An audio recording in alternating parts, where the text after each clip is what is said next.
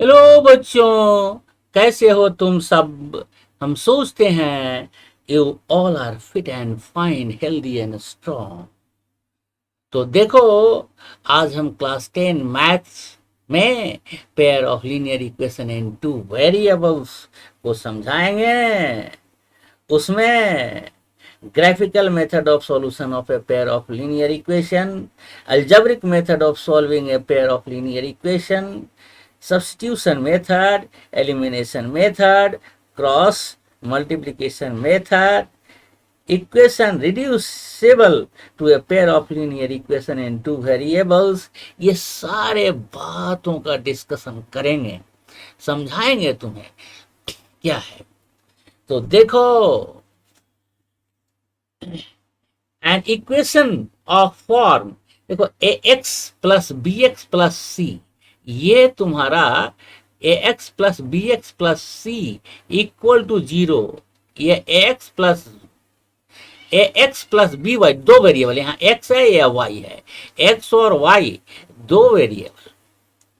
A x plus B Y plus C equal to zero is called a linear equation in two variable. इसमें दो variable है, कौन कौन, x है और वाई है, एक्स है और वाई है।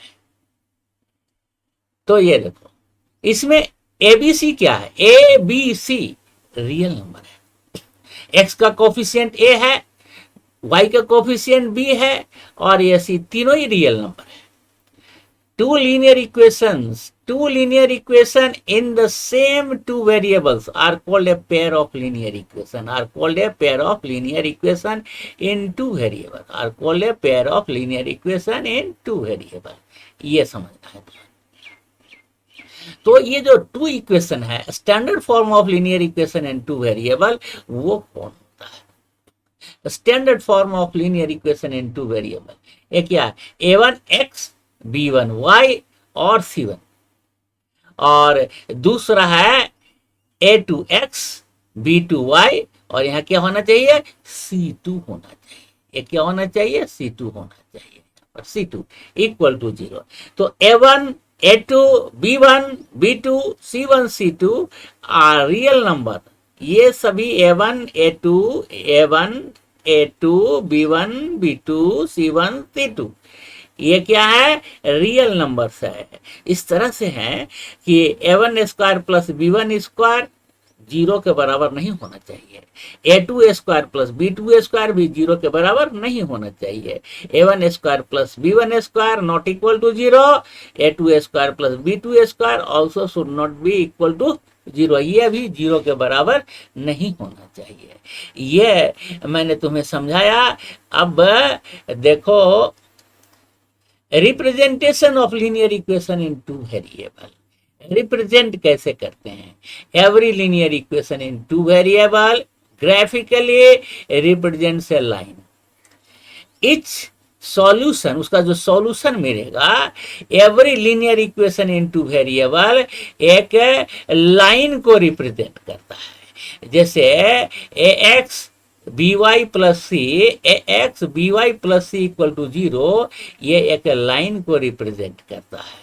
और इसका सॉल्यूशन, अगर दो लाइन है तो दोनों लाइन जिस पॉइंट पर कटता है वो उसका सॉल्यूशन होता है, और उसका एक्स वाई, एक्स कोऑर्डिनेट और वाई कोऑर्डिनेट, ये सॉल्यूशन होता है। ये सॉल्यूशन इसका मिलेगा, एक्स और वाई। तो plotting linear equation into variable, plotting linear equation into variable on the graph, graph पर लीनियर इक्वेशन इनटू वेरिएबल को कैसे प्लॉट करते हैं ये भी देखना है। तो तुम्हारे पास ये जो इक्वेशन है ए एक्स प्लस बी वाई, ये क्या इक्वेशन है, ए x plus B Y, A x plus B Y, A x plus B Y plus C equal to zero, ये जो इक्वेशन है हमने जो अभी यहां दिखाया, ये linear equation in two variable. इससे तुम y का वैल्यू कैसे लिखोगे, b y is equal to क्या हो जाएगा, minus a x, right side हो जाएगा, b y is equal to minus a x, equal to minus a x.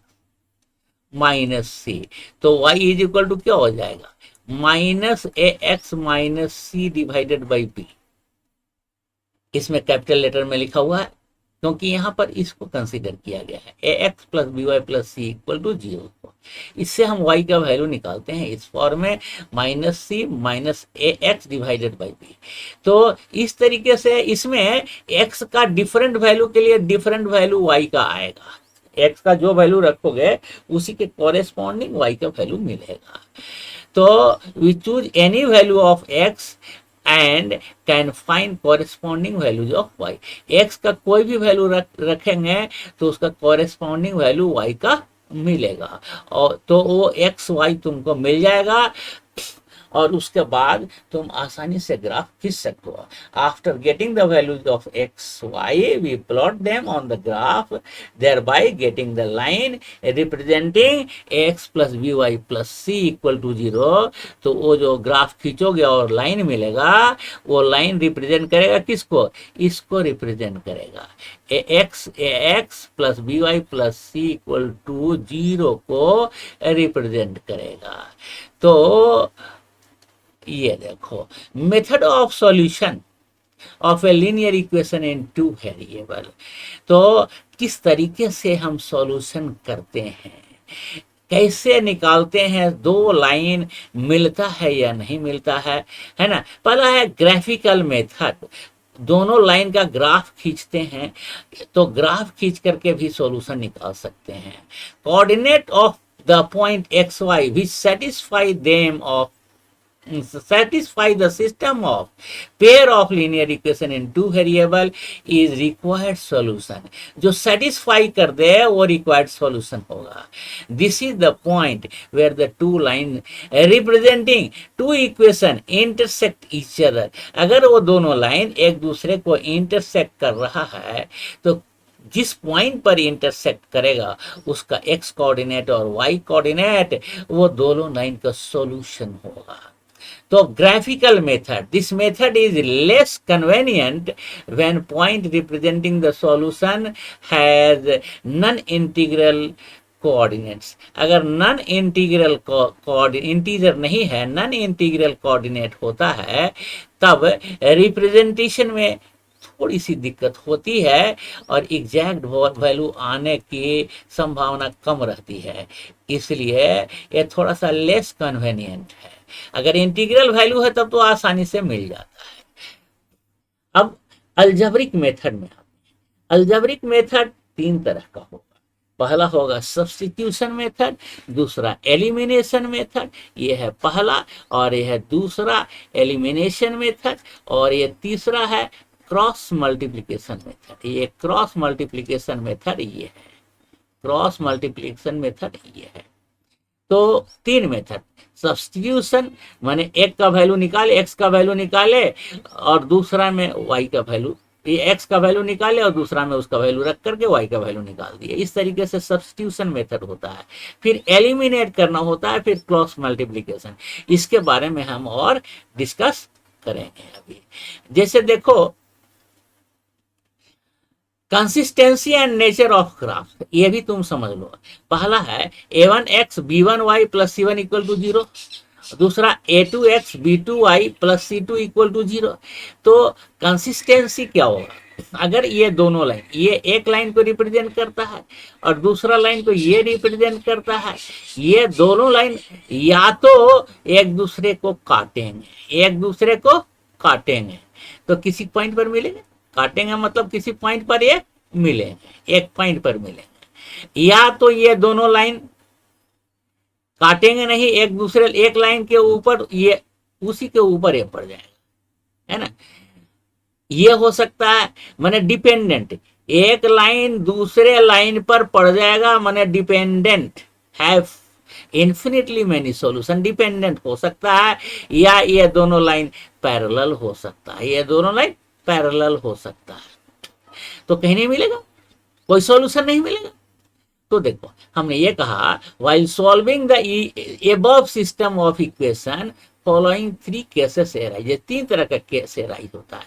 पहला केस मैंने क्या कहा कि ये दोनों लाइन एक दूसरे को काटे, इंटरसेक्ट करें तो किसी एक पॉइंट पर मिलेंगे, किसी एक पॉइंट पर मिलेंगे, तो वह एक पॉइंट इस दोनों इक्वेशन का सॉल्यूशन होगा। a1 by a two not equal to b1 by b2। देखो a1 by a two not equal, उसका कंडीशन क्या मिलता है, a1 by a two not equal to b1 by B2। System is called consistent. इस तरह का system तुमको मिलता है तो ये कंसिस्टेंट है। कंसिस्टेंट के लिए दो बातें होना जरूरी है, माने किसी न किसी पॉइंट पर दोनों लाइन को मिलना चाहिए। एक पॉइंट पर मिले चाहे इन्फिनिटली मैनी सॉल्यूशन हो, वो भी कंसिस्टेंट होगा। तो ये कंसिस्टेंट हैविंग यूनिक सॉल्यूशन, इसमें ये यूनिक सॉल्यूशन है, इसमें यूनिक सॉल्यूशन। तो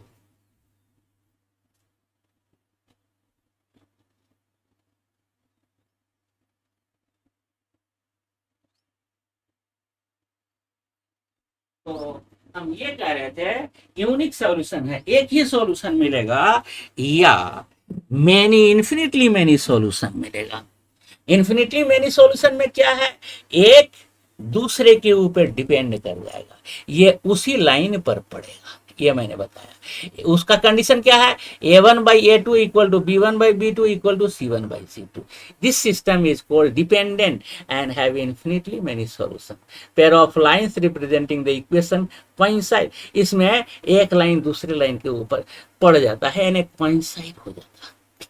तीसरा कंडीशन ये है कि ये दोनों लाइन पैरेलल हो, पैरेलल होगा तो कहीं नहीं मिलेगा। तो इसका कंडीशन होता है a1 by a two equal to b1 by b2 but not equal to c1 by c2। अगर ये कंडीशन तुमको मिल रहा है a1 by a two equal to b1 by b2 not equal to c1 by c2, तब ये दोनों line कैसे होंगे, पैरेलल लाइन होंगे। हम ये समझाना चाह रहे थे।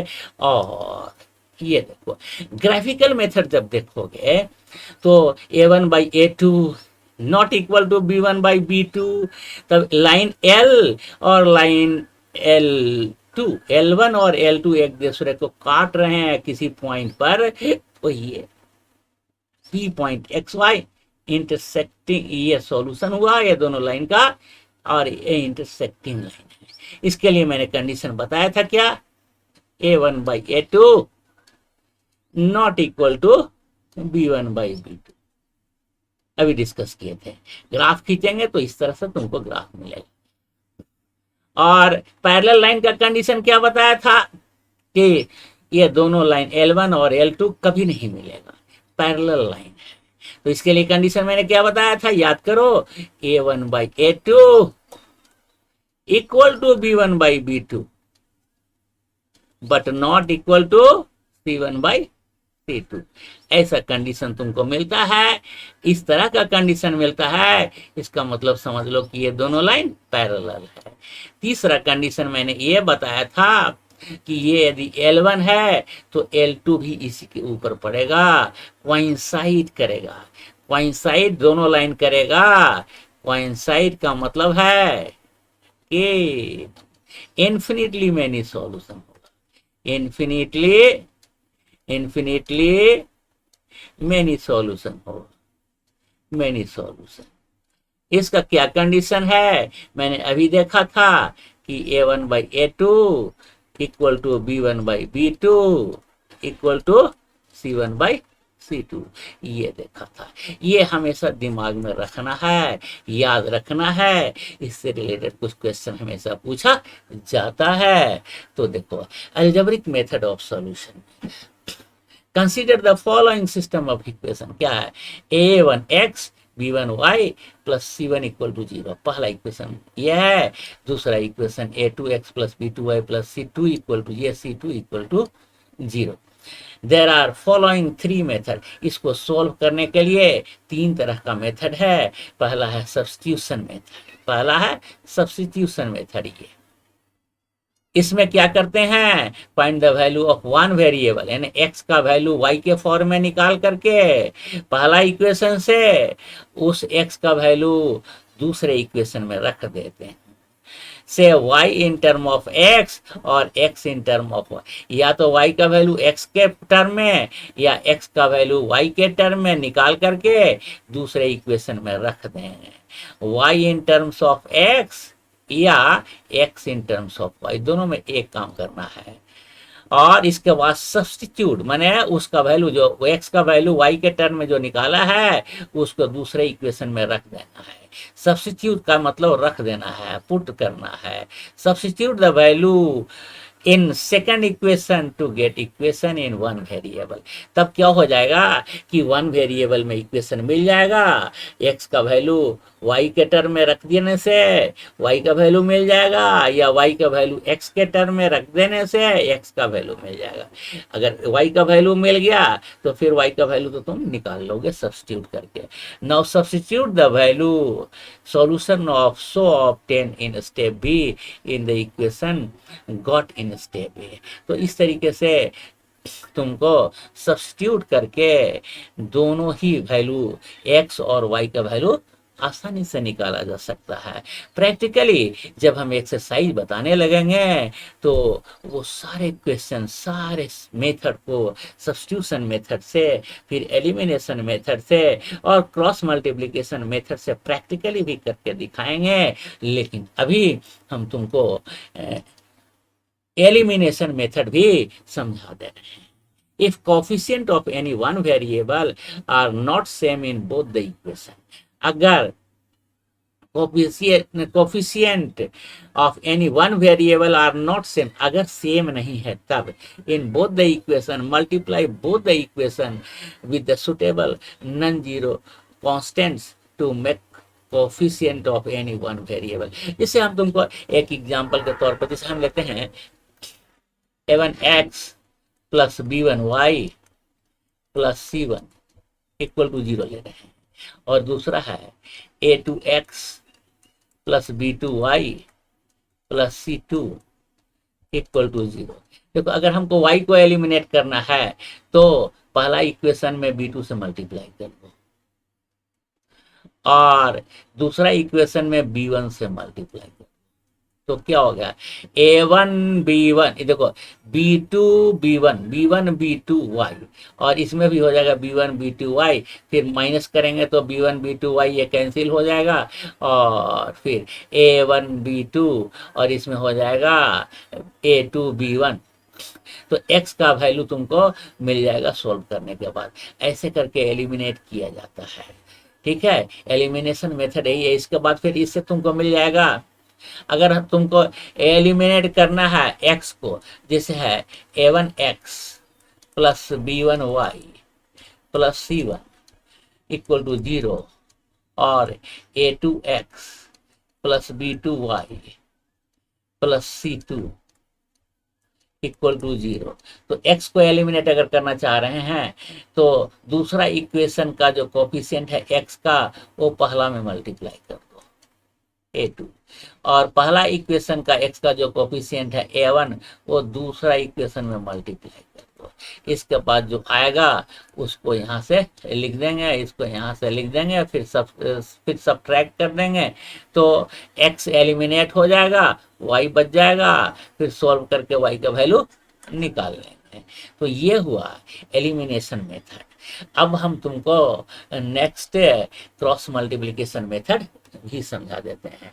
देखो ये दोनों हमारे पास इक्वेशन है, a1x plus b1y plus c1 equal to 0। दूसरा इक्वेशन है a2x plus b2y plus c2 equal to 0। अब क्रॉस मल्टीप्लिकेशन कैसे करते हैं, देखो b1 ये देखो इस तरीके से, इसको हम फ्रेश तुमको ये करके दिखाते हैं। ऐसे ले लो, इसमें इसको जब हमको इसको लेना है, इसको एक प्रैक्टिकली तुमको हमें बता, इसको तुम छुपा दिया तो क्या होगा x बाई। अब इसके बाद क्या करोगे, आसान तरीका बता रहे, टेक्निक यहाँ पर है, x डिवाइडेड बाई, ऐसे ले लो, ऐसे b1 c2 क्या लोगे, ऐसे b1 c2, ऐसे b1 c2 माइनस ऐसे b2 c1 b1 c2, फिर माइनस का निशान क्या b2 c1, माइनस का निशान b2 c1। और जब हम y लेंगे तो y लेंगे तो इसको बता देंगे। ये देखो इसको हम हटा दिए, इसको हटा दिए, और y जब लेंगे तो क्या करेंगे, जब हमको y डिवाइडेड बाई करना है तो इसको छुपा दो, है ना। अब इतना ही देखो, अब ऐसे देखो A1C2, ऐसे देखो A1C2 माइनस A2C1, क्या देखेंगे A1। अब जब दूसरा y जब लेंगे, y जब लेंगे तो क्या लेंगे, y डिवाइडेड बाई ऐसे करेंगे। इसके बाद y जब लेंगे तो उल्टा लेंगे, ऐसे और ऐसे, है ना। तो क्या होगा A2C1, A2 ऐसे उल्टा, इसलिए A2C1 नीचे से ऊपर की ओर जाएंगे। पहला केस में ऊपर से नीचे गए थे, अब नीचे से ऊपर की ओर ऐसे जाए, ऐसे जाए, ऐसे ऐसे पहले जाएंगे तो क्या होगा A2C1, क्या हो जाएगा A2C1 माइनस, अब ऐसे जाएंगे A1C2 माइनस, क्या हो जाएगा A1C2 इक्वल टू। अब ये तीसरा केस, ये C1/C2 लेना है, तीसरा केस लेना है C1/C2 लेना है। तो इसको हम हटा दें, इसको हटा देते हैं, और पहला वाला सिचुएशन जो है ये देखो, इसको हम, अब हमको इस तरीके से देखेंगे। पहले ऐसे ऐसे आया था, दूसरा केस में क्या गया था, ऐसे गया स्टार्टिंग, और तीसरा केस में फिर ऐसे। ये हुआ आसान तरीका याद करने का। तब फिर ऐसे आएगा, मतलब A1B2, ये लिखेंगे 1 इक्वल टू 1 क्या A1B2 minus A2B1 minus A2B1। इसके बाद देखो ये तो कांस्टेंट A1B2, इसमें तो 1 भी सब कांस्टेंट है। इसको x/B1C2 माइनस B2C1 को इक्वेट करोगे इससे, तो x का वैल्यू मिल जाएगा। फिर दूसरा केस में y/A2C1 माइनस A1C2 को इससे इक्वेट करके सॉल्व करेंगे तो y का वैल्यू मिल जाएगा।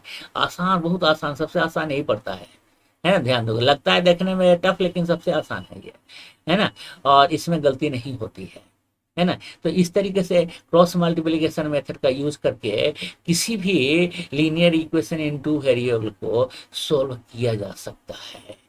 तो अब देखो equation reducible to a pair of linear equation in two variable. देखो जो तुम्हारे पास है इक्वेशन, यही ना तुमने देखा है अभी, A1x plus B1y plus C1 equal to 0, और दूसरा A2x plus B2y plus C2 equal to 0, ये दो इक्वेशन। तो A1/x, A1 divided by x, A1 divided by x plus B1 divided by y is equal to C1।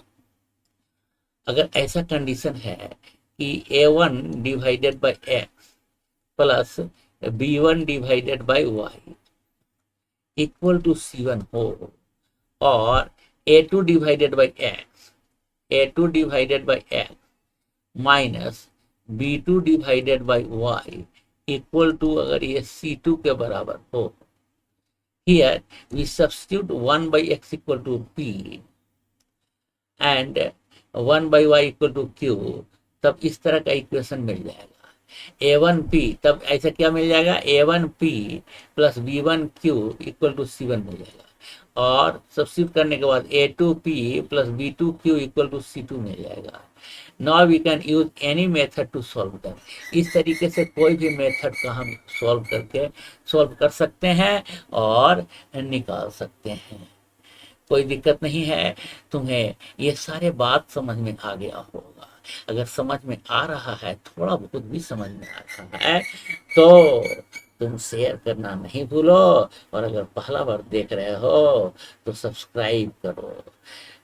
इससे क्या होगा कि time पर तुमको करेक्ट वीडियो तुम्हारे रिक्वायरमेंट के अनुसार तुमको मिलता रहेगा।